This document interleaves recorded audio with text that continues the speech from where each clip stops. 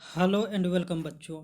आप सभी का आपके अपने यूट्यूब चैनल लक्ष्य सिविल सेवा संस्थान दिल्ली में स्वागत है।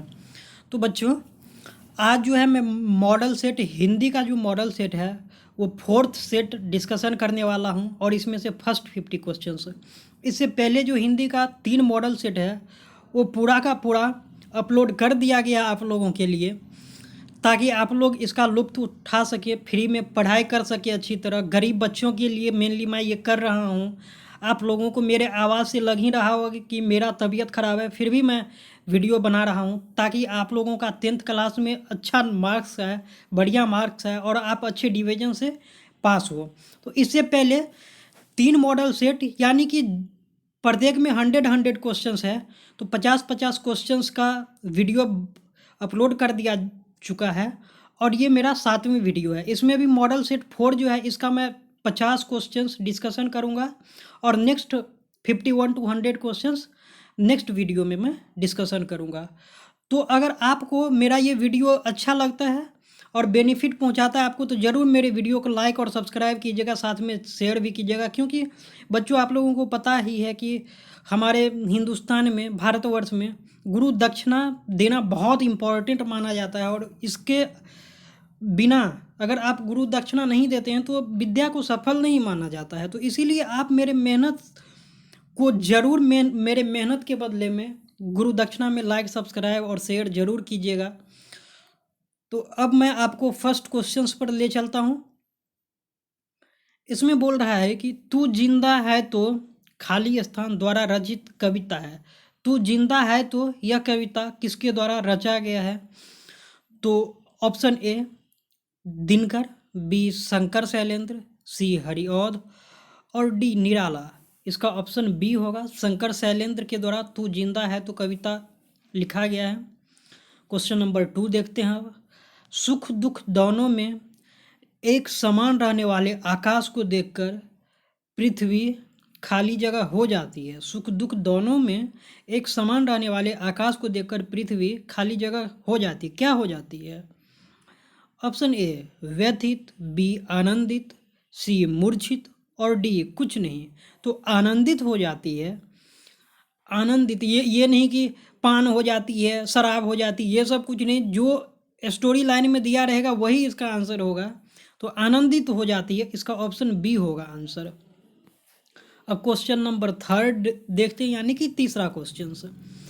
किस समास में पहला पद प्रधान होता है? किस समास में जो पहला पद, किसी शब्द का पहला पद प्रधान होता है?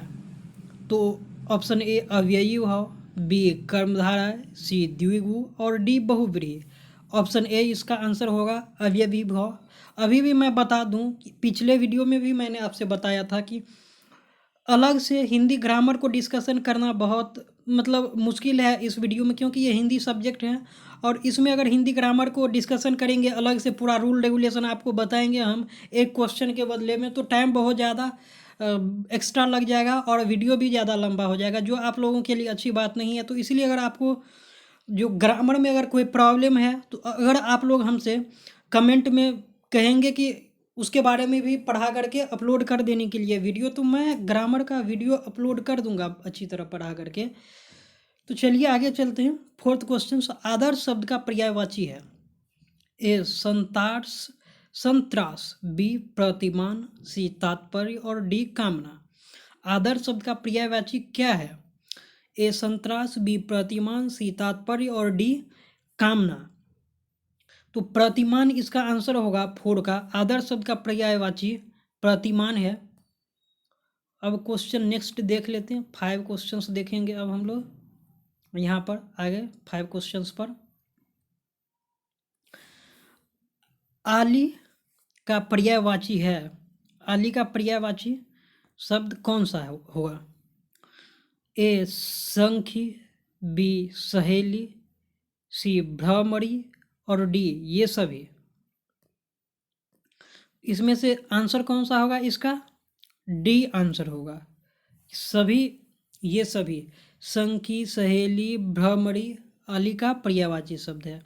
6 क्वेश्चंस देखते हैं।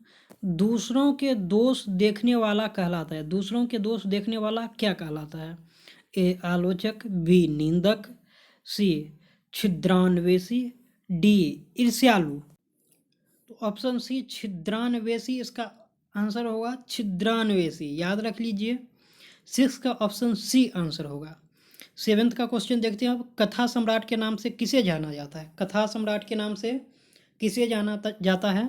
ऑप्शन ए प्रेमचंद को, बी शिवपूजन सहाय जी को, सी राम वृक्ष बेनीपुरी और डी अरुण कमल। इन चारों में से किन्हें माना जाता है? तो ऑप्शन सी होगा इसका भी आंसर, राम वृक्ष बेनीपुरी।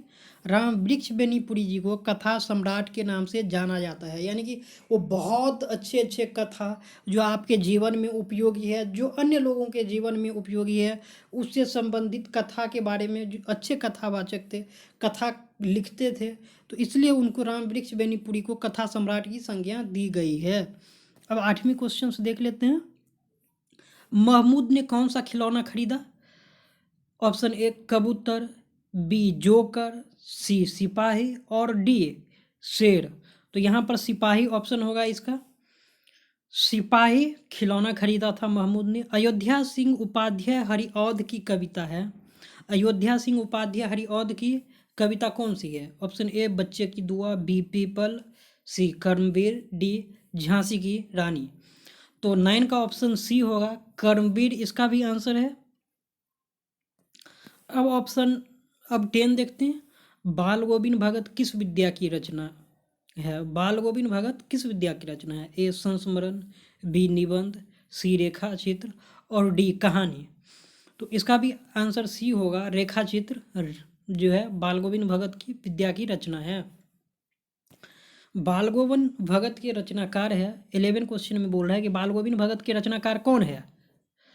तो ऑप्शन ए में दिया हुआ है प्रेमचंद, बी राम वृक्ष बेनीपुरी, सी शिवपूजन साय और डी रामधारी सिंह दिनकर। यहाँ पर दिनकर जो डी में लिखा हुआ है, इनका पूरा नाम रामधारी सिंह दिनकर है और ये बिहार से ही बिलोंग करते हैं, ये भी समझ गए।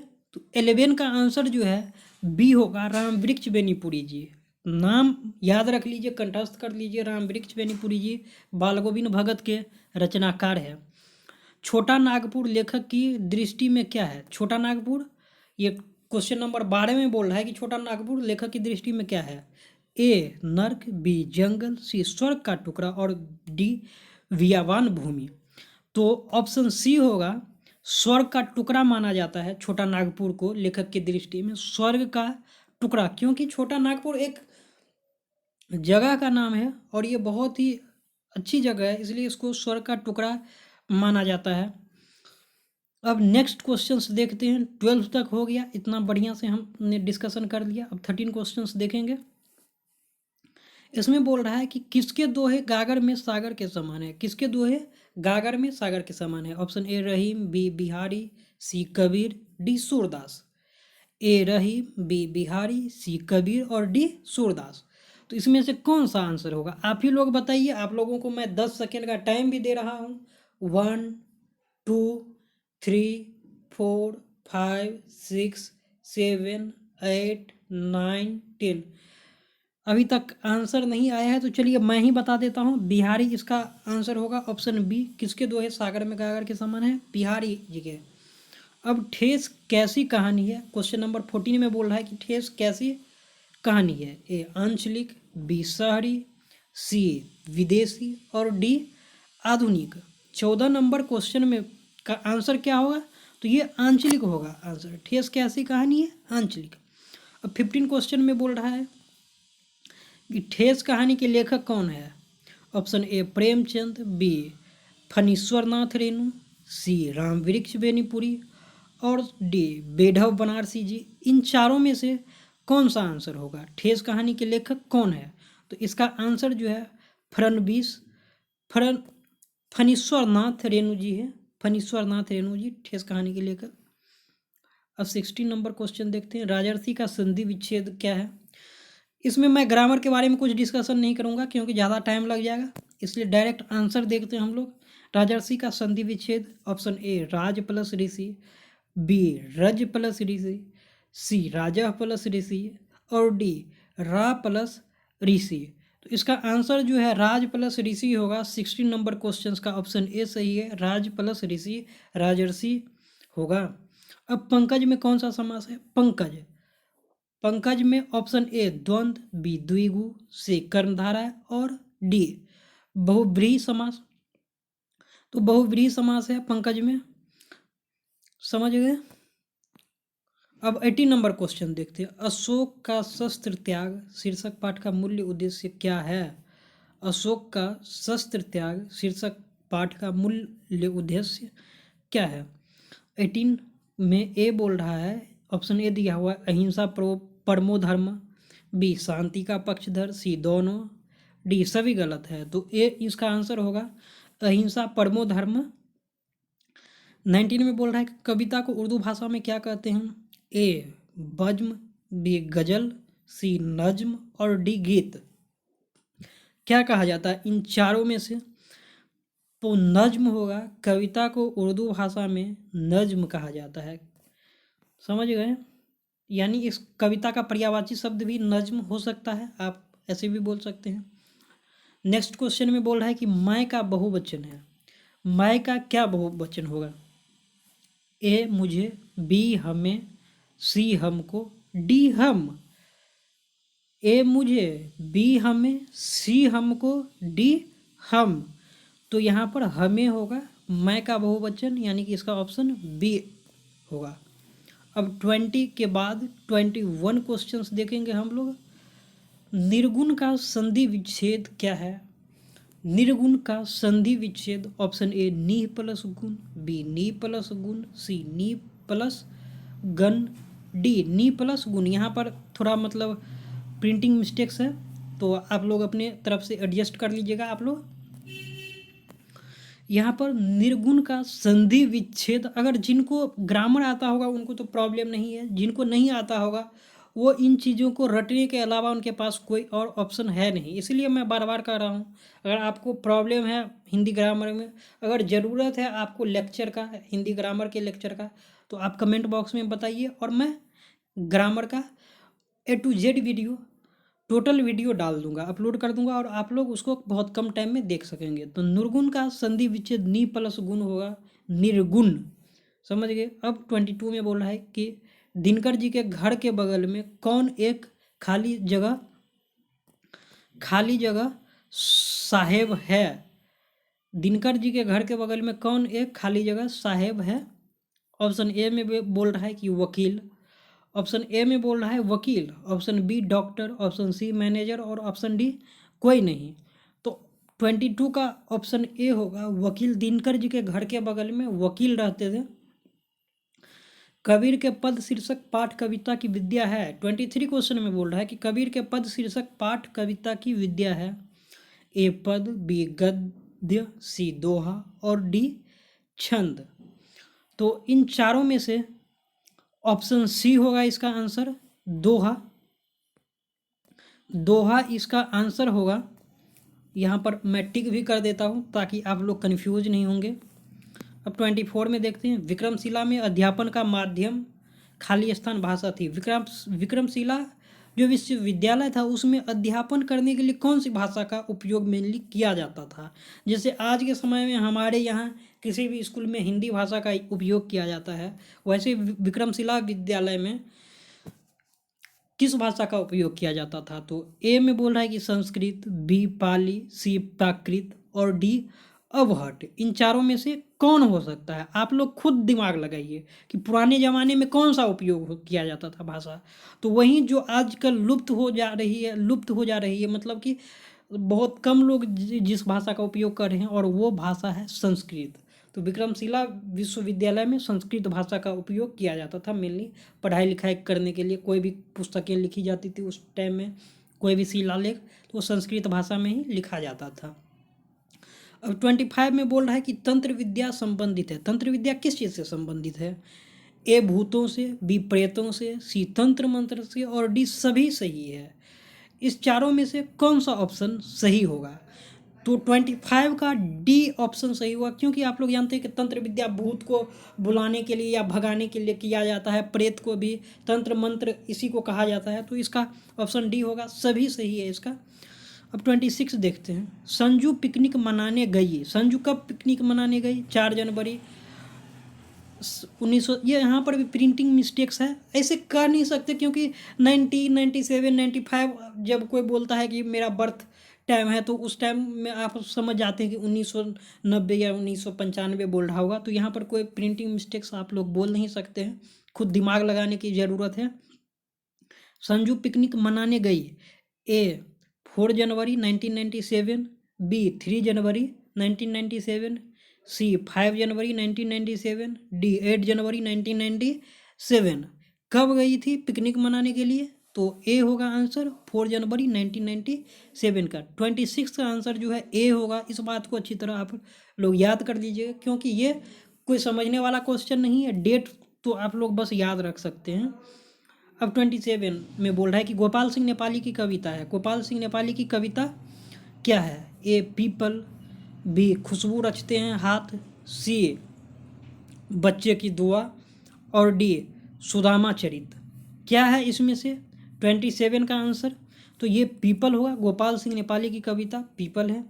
दीनबंधु निराला पाठ की विद्या है। 28 में बोल रहा है कि दीनबंधु निराला पाठ की विद्या है। ए निबंध, बी जीवनी, सी कविता, डी कहानी। इन चारों में से इसका ऑप्शन जो है बी होगा जीवनी। दीनबंधु निराला पाठ की विद्या जीवनी है। खेमा मात्र खाली जगह वर्ष का बाल श्रमिक है। खेमा मात्र खाली जगह वर्ष का बाल श्रमिक है। ए 5, 6, बी 6, 7, सी 8, 9 और डी 10, 12। ये कितने साल का है खेमा मात्र? 29 में कितने साल का है ये? तो ये 8-9 साल का ही है। बाल श्रमिक है यानी कि वो काम करते हैं। 30 का क्वेश्चंस देख लेते हैं अब। 30 क्वेश्चंस। हिंदी वर्णमाला में स्वरों की संख्या है। हिंदी वर्णमाला में कुल कितना स्वर वर्ण है? हिंदी वर्णमाला में कुल स्वर वर्ण 11 आप लोग याद करते होंगे, ग्रामर में दिया रहता है ये बातें, इसको समझाने की ज़रूरत नहीं, याद करने वाली बातें हैं। अब बोल रहा है कि संप्रदान कारक में को का प्रयोग किस अर्थ में होता है? संप्रदान कारक में को का प्रयोग किस अर्थ में होता है? तो ऑप्शन ए के लिए, बी पर, ऑप्शन सी की अपेक्षा, डी से। तो के लिए होता है। ऑप्शन ए इसका आंसर होगा। आप लोग याद रख लीजिए अच्छी तरह इस बात को। इसमें समझाने की ज़्यादा कुछ ज़रूरत ही नहीं है। जो ग्रामर अच्छी तरह पढ़े होंगे उनको अच्छी तरह पता होगा ये बातें। अब 32 क्वेश्चन देखते हैं। खेमा पर किसे दया आई? खेमा पर किसको दया आई? ए एक शिक्षक को, बी धन्ना सेठ को, सी कसारा को, डी एक साधु को। तो आपको क्या लग रहा है कि इसमें से किसको उन पर दया आया होगा? तो 32 में जो है एक शिक्षक को, यानी शिक्षक जो थे उनको खेमा पर दया आ गया था और इसी पर क्वेश्चन भी बन गया है। 33 में बोल रहा है कि खुशबू रचते हैं हाथ शीर्षक का पाठ का मुख्य उद्देश्य क्या है? खुशबू रचते हैं हाथ शीर्षक पाठ का मुख्य उद्देश्य क्या है? ए श्रम की महत्ता को प्रतिपादित करना, बी श्रम न करना, सी आलसी बनना, डी सभी गलत है। तो इसमें से कौन सा आंसर होगा इसका? 33 में ए श्रम की महत्ता को प्रतिपादित करना, इसका आंसर होगा ऑप्शन ए। हौसले की उड़ान पाठ की विद्या है। 34 क्वेश्चन में बोल रहा है कि हौसले की उड़ान पाठ की विद्या है। ए कहानी, बी निबंध, सी एकांकी और डी भाषण। हौसले की उड़ान पाठ की विद्या है। इस पाठ की ये हौसले की उड़ान क्या थी? कहानी थी, बी में निबंध, सी एकांकी और डी भाषण। इन चारों में से क्या था हौसले की उड़ान? तो ऑप्शन ए होगा। ये हौसले की उड़ान जो है एक कहानी है। अब नेक्स्ट क्वेश्चंस देखेंगे हम लोग। 35 जननायक कर्पूरी ठाकुर थे। जननायक कर्पूरी ठाकुर कौन थे? ए गरीब, बी गरीबों के मसीहा, सी अमीर और डी अरबपति। तो बताइए, आप लोग को पता ही होगा जननायक कर्पूरी ठाकुर जी बिहार के मुख्यमंत्री रह चुके हैं और पिछले को सेट में भी हमने थोड़ी बहुत इनके बारे में बातें की थी। तो जननायक कर्पूरी ठाकुर जी को गरीबों का मसीहा कहा जाता है और जो गरीबों का ख्याल रखेंगे, गरीबों के बारे में जो सरकार सोचेगी, उन्हें ही तो मुख्यमंत्री पद के लिए चुना जाएगा। तो इसीलिए इसका आंसर गरीबों का मसीहा होगा और इसी के बारे में जो इनके बारे में पुस्तक में दी हुई है, तो इसलिए गरीबों का मसीहा ही इनका आंसर होगा। अगस्त क्रांति कब हुई? ए 1914 ईस्वी में, बी 1942 ईस्वी में, सी 1948 ईस्वी में और डी 1952 ईस्वी में। कब हुई थी अगस्त क्रांति? पिछले मॉडल सेट में भी हमने इस क्वेश्चन को अच्छी तरह बताया था, तो इस क्वेश्चन को हम आप लोगों के लिए छोड़ते हैं, क्योंकि जब एक बार बता ही दिया है तो बार बार बताना ज़रूरत नहीं है। मैं आपको चेक करना चाहता हूँ कि आप लोगों को याद है या नहीं अगस्त क्रांति कब हुई थी। और आप लोग कमेंट में इसका आंसर आप लोग बताएंगे क्या आंसर है, ताकि हमें पता तो चले कि आप लोग कितना पढ़ रहे हैं या नहीं पढ़ाई कर रहे हैं। तो आगे चलते हैं अब 37 नंबर क्वेश्चंस पर। 37 नंबर क्वेश्चंस ये लीजिए आगे आपके सामने। ये क्वेश्चन भी अच्छी है, आप लोगों के एग्ज़ाम के पॉइंट ऑफ व्यू से इम्पॉर्टेंट है, ये आ सकता है एग्ज़ाम में। इसमें बोल रहा है कि झांसी की रानी ने लड़ाई लड़ी। झांसी की रानी ने लड़ाई लड़ी, ए औरंगजेब से, बी शाहजहां से, सी अकबर से और डी अंग्रेज़ों से। तो फिल्म भी बनी है झांसी की रानी पर, वो अंग्रेज से लड़ाई लड़ी थी, युद्ध लड़ी थी। 38 में बोल रहा है, क्वेश्चन नंबर 38 में, वीर शिवाजी की गाथाएं उसको याद जवानी थी काव्य पंक्ति है। ए झांसी की रानी से, बी पीपल से, सी कर्मवीर से, डी बिहारी के दोहे से। तो इसके बारे में मैं ही देता हूँ आंसर आप लोगों को, क्योंकि मुझे तो पता है कि आप लोग अच्छे से पढ़ाई नहीं करेंगे। मैं आप लोगों को कितना बोलूँगा कि अच्छी तरह पढ़ाई कीजिएगा, ताकि आप लोगों को जब अच्छा मार्क्स आएगा तो आपके जीवन का रास्ता खुल जाएगा। आप लोग अच्छा अपने जीवन में नौकरी पा सकेंगे, अच्छा शादी ब्याह होगा। नहीं तो बाद में प्रॉब्लम होता है, आप लोग देखते होंगे गांव में जो आप लोगों का सीनियर लोग होगा, या कोई बच्चा शहर में रहता है तो उनके अगल बगल में जो सीनियर होगा उनसे बड़े होंगे, वो बेरोजगार बैठे हैं, जॉब हो नहीं रहा है। इसलिए अच्छी तरह पढ़ाई करना ज़रूरी है, तभी तो जॉब होगा। तो इसीलिए मैं आपको ही वैसे आंसर बता देता हूँ, लेकिन पढ़ना तो आपका काम है, मेरा तो बताना काम है। अब देखिए नेक्स्ट क्वेश्चन 39।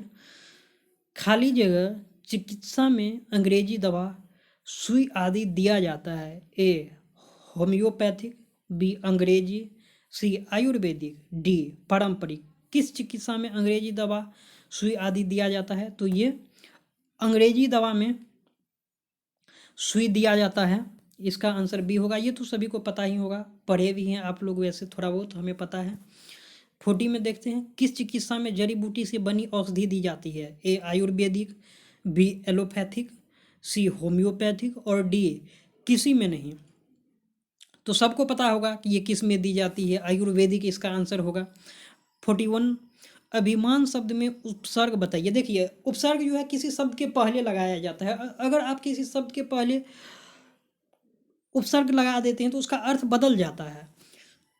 तो उपसर्ग प्रत्यय के बारे में वैसे बहुत सारे बच्चे को पता होगा, लेकिन जिन्हें नहीं पता है वो कमेंट करेंगे, ताकि मैं अच्छी तरह ग्रामर का वीडियो आप लोगों के सामने ला सकूं। इसमें ऑप्शन दिया हुआ है, अभिमान शब्द में उपसर्ग बताइए। ए अधि, बी आवी, सी अ और डी अभी। तो जिन्हें पता होगा ग्रामर के बारे में वो तो समझ गए होंगे, जिन्हें नहीं पता है उनके लिए मैं बता दूं कि इनका आंसर डी होगा, यानी कि अभी। अभिमान शब्द में उपसर्ग जो है अभी होगा। अब 42 देखते हैं, 42 यानी कि नेक्स्ट क्वेश्चंस। ये देखिए 42 में बोल रहा है, अनुवाद में कौन सा उपसर्ग है? अनुवाद में कौन सा उपसर्ग है? उपसर्ग के बारे में क्वेश्चन दिया हुआ है दो लगातार। अनुवाद में कौन सा उपसर्ग है? ए अनु, बी अपि, सी अव और डी अति। तो यहाँ पर तो सबसे इजी है ये क्वेश्चंस। अनुवाद में अनु उपसर्ग है। 43 में उत्कृष्ट का विलोम पूछ रहा है कि 43 क्वेश्चन में बोल रहा है कि उत्कृष्ट का विलोम क्या होगा।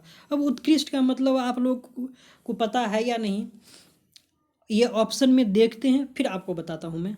ये अपकृष्ट, उत्कृष्ट का विलोम होगा अपकृष्ट, व्यर्थ, निकृष्ट और विकराल। देखिए उत्कृष्ट का मतलब क्या होता है?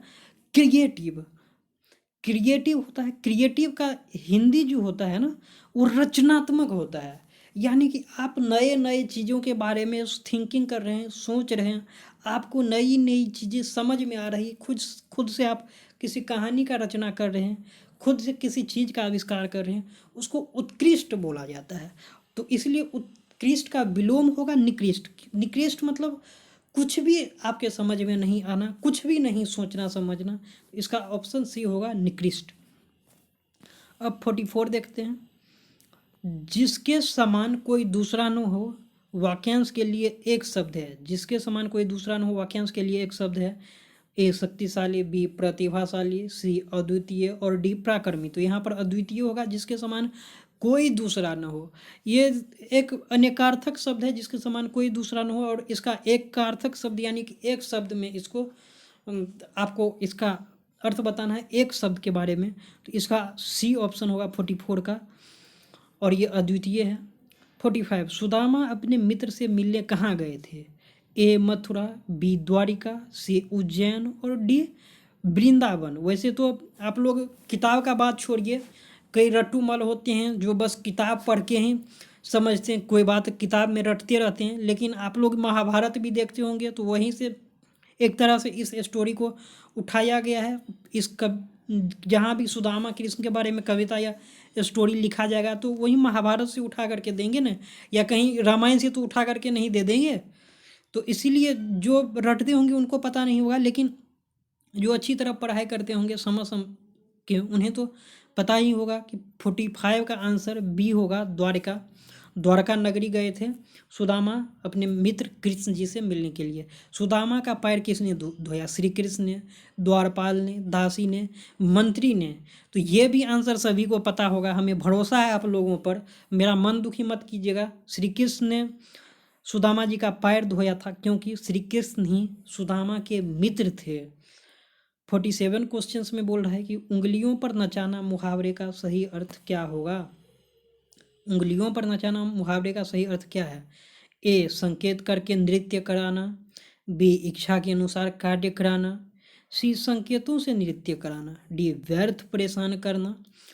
तो इसका आंसर जो है डी होगा, व्यर्थ परेशान कराना। देखते होंगे बोलता होगा कि कई लोगों को उंगलियों पर नचाता है। जैसे देखते होंगे गांव सब में सास अपनी बहू को, अपने बेटे को बोलती होगी कि अरे तुमको तो तुम्हारी बीवी नचाती है उंगली पर। तो उस टाइप की ये बातें हैं। उंगलियों पर नचाने मुहावरे का सही अर्थ व्यर्थ परेशान करना है। 48 का क्वेश्चन बोल रहा है कि बाल गोविंद भगत कबीर को साहब क्यों मानते थे। बाल गोविंद भगत कबीर को साहब क्यों मानते थे। ए बचपन के दोस्त थे, बी साथ पढ़े थे, सी कबीर के आदर्शों पर चलते थे, डी कबीर के पुजारी थे। तो कबीर के आदर्शों पर चलते थे इसलिए बाल गोविंद भगत कबीर को साहब मानते थे, और इसलिए 48 का आंसर सी होगा। इसको आप लोग याद कर लेंगे। 49 में बोल रहा है कि बाल गोविंद भगत किसे अपना आदर्श मानते थे। बाल गोविंद भगत किसे अपना आदर्श मानते थे। ऑप्शन ए कबीरदास जी को, बी तुलसीदास जी को, सी रसखान को और डी सूरदास जी को। तो बाल गोविंद भगत जो है कबीरदास जी को अपना आदर्श मानते थे। 50 में बोल रहा है कि बेलूर मठ कहाँ है। ए पटना में, बी कोलकाता में, सी चेन्नई में, डी तिरुपति बालाजी में। तिरुपति बालाजी, यहाँ पर बस तिरुपति लिखा हुआ है तो अपनी तरफ से आप लोग एडजस्ट कर लेंगे।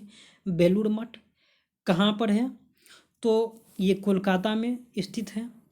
50 का बी आंसर होगा। अब देखिए ये इस मॉडल सेट जो 4 है, 4 मॉडल सेट, इसका अगला 50 क्वेश्चन हम लोग अगले वीडियो में डिस्कशन करेंगे, और आगे हम लोग आपसे मिलते हैं। इससे पहले मैं प्लीज़ आप लोग लाइक, सब्सक्राइब और शेयर कीजिएगा, क्योंकि मैं बार बार बोल रहा हूँ कि बिना गुरु दक्षिणा का विद्या प्राप्त करना कोई अच्छी बातें नहीं है, और वो लोग सफल भी नहीं होते जो अपने बारे में बस सोचते हैं।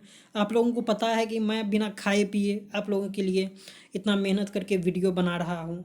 आप लोगों को मेरे आवाज़ से पता चल ही रहा होगा, तो इसलिए प्लीज़ लाइक, सब्सक्राइब और शेयर ज़रूर कर दीजिएगा बच्चों। तो चलिए आगे मिलती है आप लोगों से।